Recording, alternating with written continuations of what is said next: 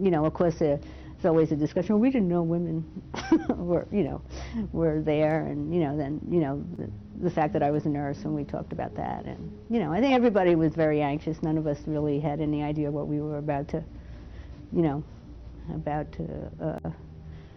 get ourselves into. So there was a lot of anxiety. I don't think anybody slept. It's like a 24-hour flight. I don't think anybody slept the whole time. We just one of the receiving hospitals for the casualties coming from Japan.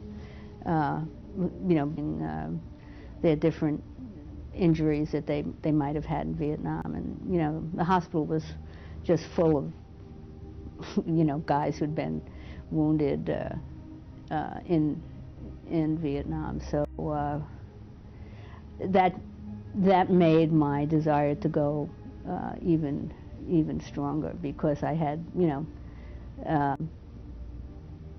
I had so much admiration for these young men, and what they had been through and what they were recovering from. And so I put in my request to go. And the thing I remember was getting on the bus and noticing that all the windows had these screens on them.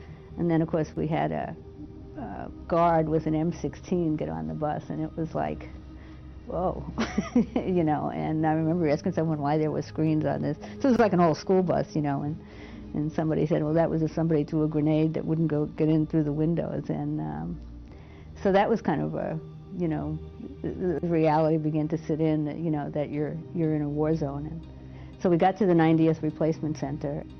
So we went to meet the chief nurse of Vietnam, and they give you your assignment, and they said, we have openings here, and these different places. And so Barbie decided we should go up to play crew to the 71st Evacuation Hospital. And she said, oh, it's cooler up there. The weather's nicer. And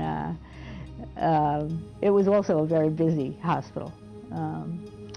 So that's where we ended up.